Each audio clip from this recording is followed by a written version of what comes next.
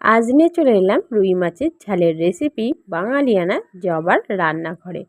এখানে রুই মাছটাকে বাজার থেকেই কাটিয়ে আনা হয়েছে। তো ভালো করে ধুয়ে নিয়ে তাতে সামান্য নুন আর হলুদ ভালো করে মাখিয়ে নেব।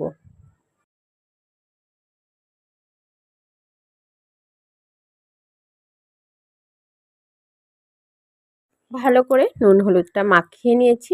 গ্যাস ধরিয়ে গ্যাসে কড়াই বসিয়ে কড়াইতে দিয়ে দিলাম বেশ পরিমাণ মতো তেল। তেলটাকে ভালো করে গরম করে নিয়ে একে একে মাছগুলিকে ভেজে তুলে নেব।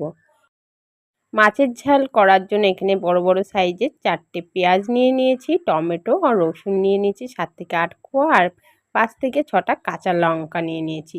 এইদিকে মাছটাকে খুব সুন্দর করে ভেজে তুলে নিয়েছি। সেই তেলেই দিয়ে দিচ্ছি কালো জিরে আর শুকনো লঙ্কা ফোড়নে। দিয়ে দিচ্ছি সেই রসুন থেতো করে নিয়েছি। থেতো করা রসুনটাকে দিয়ে হালকা নাড়িয়ে চাড়িয়ে কেটে রাখা পেঁয়াজ কুচিগুলিকে দিয়ে ভালোভাবে তেলের সাথে মিশিয়ে নেব। পেঁয়াজটা যাতে ভালোভাবে মজে আসে তার জন্য একটু সামান্য নুন দিয়ে পেঁয়াজটাকে ভালোভাবে মজিয়ে নেব।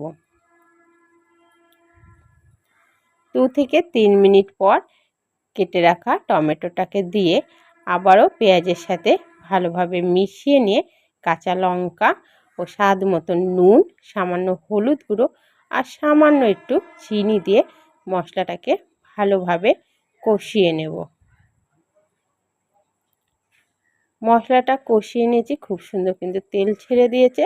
এর মধ্যে দিয়ে দিচ্ছি লঙ্কার গুঁড়ো আর সামান্য একটু জল দিয়ে আবারও 2 থেকে 3 মিনিট কষিয়ে নেব।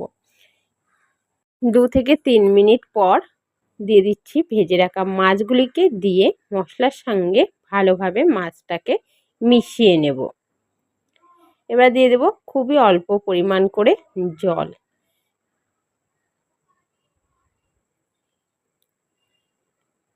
উপর থেকে ধনেপাতা কুচি ছিটিয়ে দিয়ে ভালোভাবে ঝোলের সাথে মিশিয়ে ঢাকা দিয়ে দেব 5 থেকে 6 মিনিটের জন্য। 5 থেকে 6 মিনিট পর মাছের ঝালটা খুব সুন্দরভাবে কিন্তু রেডি হয়ে এসেছে। এবার আস্তে আস্তে মাছের ঝালটাকে নামিয়ে নেব। খুব সুন্দর আর খুব তাড়াতাড়ি এই রুই মাছের ঝালের রেসিপিটা করা যায়। খেতেও যেমন সুন্দর লাগে আর করতেও বেশি টাইম লাগে না। রেসিপিটা ভালো লাগলে অবশ্যই কিন্তু কমেন্ট করে জানাবে। এরকম ধরনের নতুন নতুন রেসিপি পেতে গেলে আমার চ্যানেলটিকে অবশ্যই সাবস্ক্রাইব করে পাশে থাকা বেল আইকনটি